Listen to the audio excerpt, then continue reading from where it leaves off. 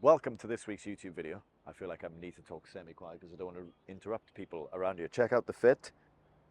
Random fit. I just came straight from Art Week, all right? I have three gigs this weekend at Art Central, down at the Harbourfront, and it was smoking hot today, and wanted to dress up something funky. It's my first time wearing the boots with the shorts.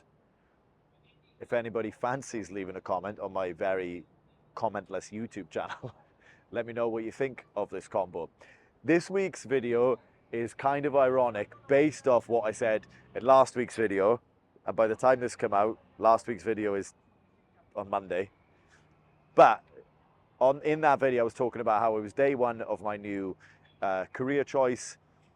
And then go forward a few days and I end up having a really interesting experience where I have been experimenting with alcohol again, and I kind of gave myself an inch and took a mile, to the point where I had a really disruptive start to my week, where I saw patterns of a former Ben Cullen that I put to bed a long time ago. And I'm really happy it happened, because I'm even more focused going into April 1st, which is in 2 days' time from the time of this recording. And I hated myself on Monday morning. I haven't hated myself for a very long time. I don't need to go into the details, but God, he came back from the grave. So I had a very tough start to the week. I'm saying this because I feel like I need to be transparent. I think some people think everything is just going really smooth because I show the good side. Trust me, I have to control the devil that is inside me as well. Anyway, we move on to this week's video. I spent the start of the week putting on my big boy shoes after being upset with myself, and I got to MC the Hong Kong 7's media launch, where the CEO of Cathay and HSBC make speeches. That's kind of an important occasion, so very nice to have emceed that. Then, as I said, this weekend I'm at Art Week, had a good week of posing, and the idea for today's video is now not happening. Paul said to me, hey, I've got an idea for this week's YouTube video. He's like, I've bought you a gift for celebrating 3 months of working together. I'm like, cool. He's like, we're gonna do an unboxing, unwrapping gift. So we've rocked up to the park, and Paul's like, oh shit, I forgot the gift. Cool. Well, thankfully, Ben had another idea last night. It was almost like I knew Paul was going to forget the gift. Now, I didn't know he was going to do that. And I decided to ask the world of Instagram for some questions for me. Part of what we're doing moving forward is like, it's cool me documenting stuff, but how much do people actually care about my life? I don't know. I do. But how do I add value to the very small audience we have right now? So, one of the first pieces of content I ever consumed from professional development point of view was our man Gary Vee, almost 10 years ago. And at the time he was doing something called Ask Gary Vee. So we're not doing Ask Gary Vee, we're doing Ask Benny C. So I think I've got 10 or 12 questions, something, not sure I'm gonna go through them all, but I'm gonna have a little look at my phone, and we're gonna start with Ask Benny C. Let's go. I've come up with the idea that we're gonna get some sort of game show intro for Ask Benny C. So here's the intro.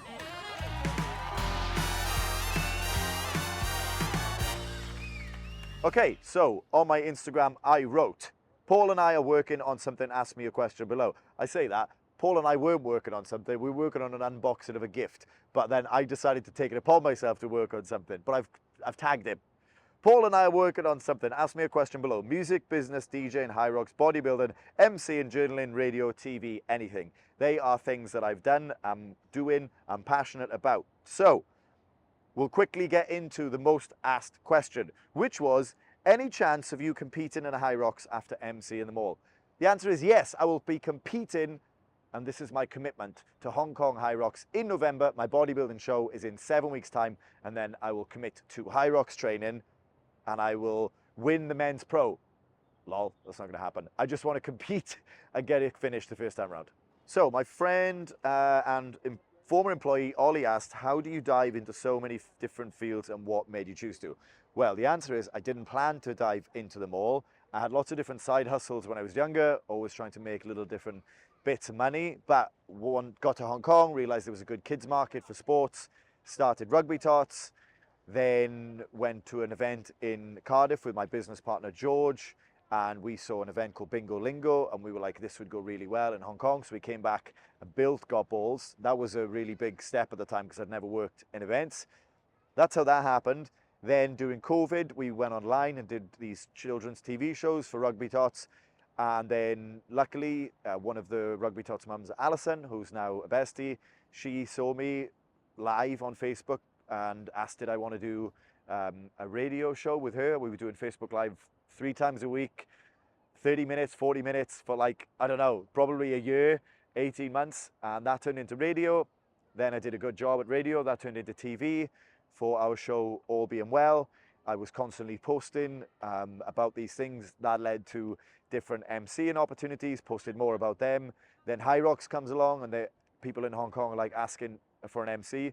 People recommended me. That's how Hyrox happened.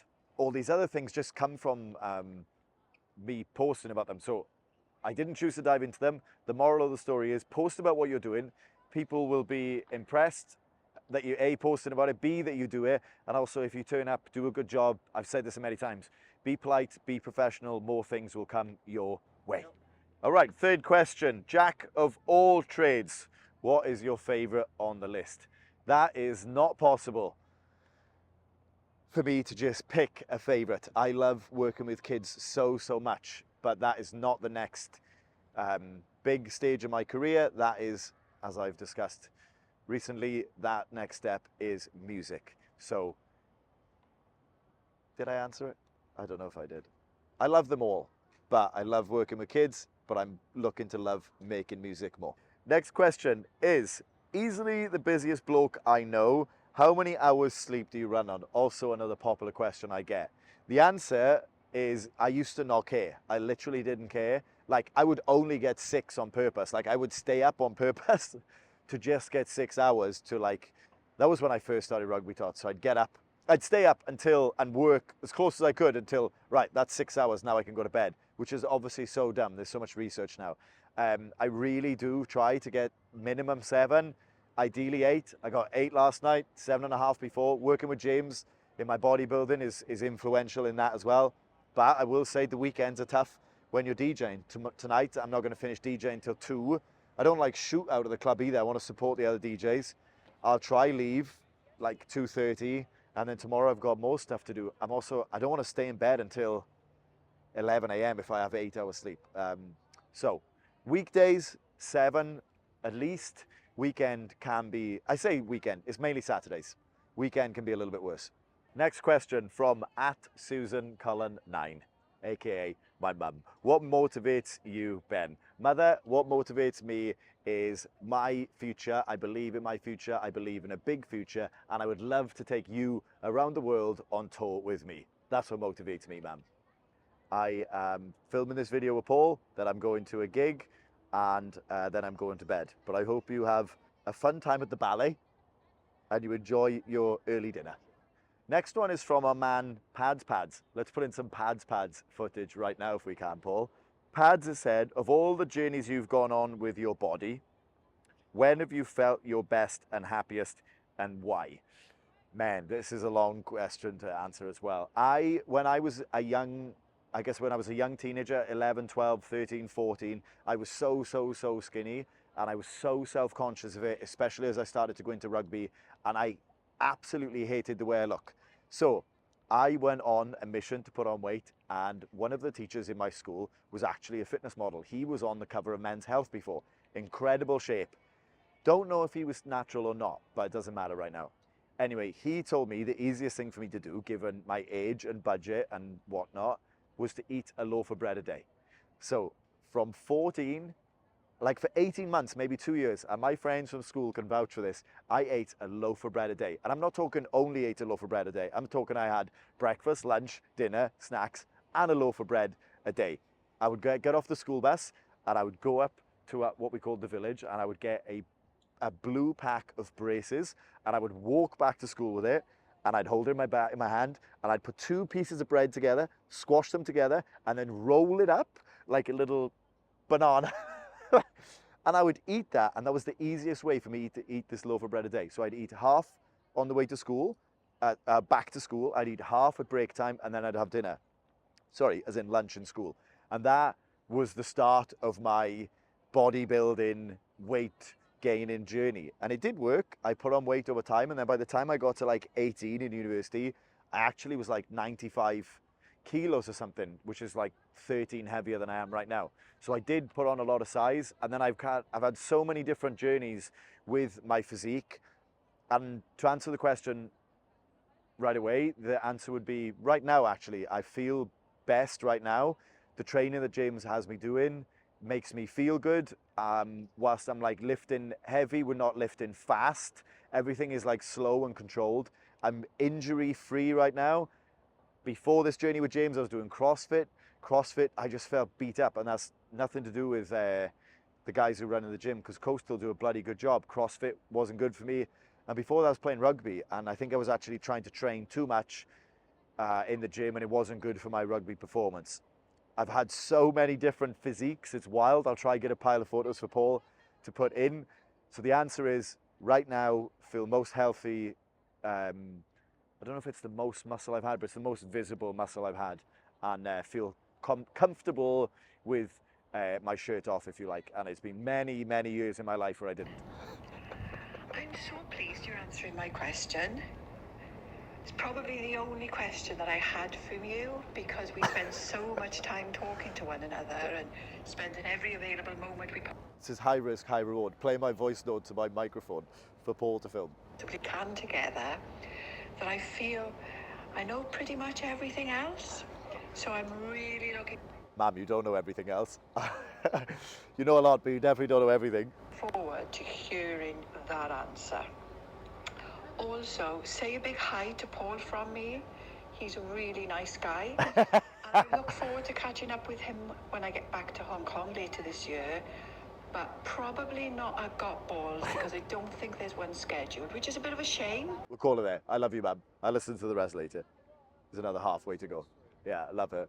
All right, this one is an interesting one to answer. Is it actually lucrative overall, question mark, as in, does it pay okay?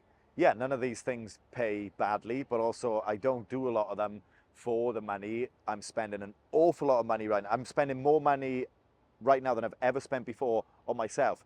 Paying Paul behind the camera. I pay James as my coach. I pay Jeff as my bodybuilding coach. I'm paying Sean as my music production teacher. I pay Bjorn as my business coach. So I am investing everything I make back into me, my future, my development, and what I want to do. So I do a lot of these things to be able to pay for my future and to make everything bigger and better. I also spend a lot of money, like DJ equipment, like songs. These things are not expensive. These things are not cheap. They are expensive. They add up. I'm constantly trying to like add new little bits of kit to like improve whatever it is, my setup in the office, the opportunity to create content. And I must admit, I do like getting dressed up because it's part of my character. I am the Colby Covington of DJs. And by that, I mean, I'm playing a character. We actually don't like Colby Covington after his last fight. Maybe I'll come back to regret that. We don't like Colby. Well, we do like Colby, but I'm playing a character is what I'm saying. Paul has very kindly just reminded me of another thing I pay. I pay the guys from Chroma to come to my DJ sets, to film them so I can put them on YouTube. Oh wait, you've just led me on to a really nice point. That's also for my future. I want to play at some festivals this year. I want to get gigs internationally, and me sending them like a SoundCloud mix is not good enough. You need content, you need followers. I need much more proof than just something I've created on my own in my office under any conditions. So those guys coming in puts me under pressure. So that's another expense that's going on. Which brings me on to this point. I did write notes on my phone, but I chose to not read them. At my 1 year anniversary in the club, got far too excited. This is nobody's fault. I'm not pointing the blame apart from anyone but myself. I posted the set on YouTube yesterday. I never watch it before I post it. I just post it and then watch it once it's up. Because I'm always sober when I perform. However, on my anniversary, I went for dinner with my friend Andy. We went to Lavash where I DJ. They looked after us incredibly well. And I was like, do you know what? Andy's in town from London. I'm going to have a few drinks. We had a few tequilas. We had a few more tequilas. And then I maybe had another tequila. And then I went to the club. And the club were like, we are gifting you a bottle of tequila to celebrate. But by this point, I've already had 8, 9, 10 tequilas. So I'm like, cool. So I start at 9. My set doesn't get recorded until 12:30, and I watched it back last night. I'm gonna have to pull it down. Like, it's not good enough. I'm like embarrassed by it. There's amazing moments in it, and the club was absolutely pumping. But as far as like that going on my DJ CV goes, it's not good. So once again, I'm really glad I slipped up and messed up to recalibrate everything. Yeah, another reason. Paying these guys to come and film my sets, and then if you're not performing or doing it to a good standard, you're just wasting money then. That was a long rant, but that was what happened last night when I watched the set back and was like going, I can't listen to this. I can't listen to this. That's not good. That's not good. So despite having the best night ever, and I'm glad we celebrated, it was also a clear indication of I cannot carry on drinking and doing the things I want to do. Rant over. Okay, at Connor Hartley 12. What's something you found easy that you thought was going to be difficult? There isn't anything that comes to mind that was easy. Even standing in front of a camera for the first time was awkward and uncomfortable, but fast forward to today and many years gone by, I'm now no problem in front of the camera, as you can tell, and everything is repetition. I've had some awful DJ gigs, I've had some awful MC gigs, I've had some awful radio shows. I was terrible for the first few TV shows. Everything takes effort, repetition, and consistency. Ain't no shortcuts. All right, so that is going to conclude today's video, the first episode, the first edition of Ask Benny C. Thank you, Gary Vee, for the idea. Today has been a big day. I started with bodybuilding training. I then had posing. I then went to do my grocery shopping. I then went to do music prep. I then did a 4-hour gig. Then I came straight to see Paul, and now I need to eat. And then I'm going to the club for a 5-hour gig. So, loving being back in my flow after my little hiccup last weekend, which has got me extra focused. So, hope anybody that watches this had or got some value from it. If you've got a question for me, I'm definitely gonna do. I actually didn't answer all the questions because some of them I want to give a little bit more thought to rather than just talking off the cuff, because they're really good questions. So, if anyone's got any questions for me to add value in any shape or form, I would love to answer them. And we'll have to wait until next episode to find out what Paul's mystery gift is that he forgot. Over and out.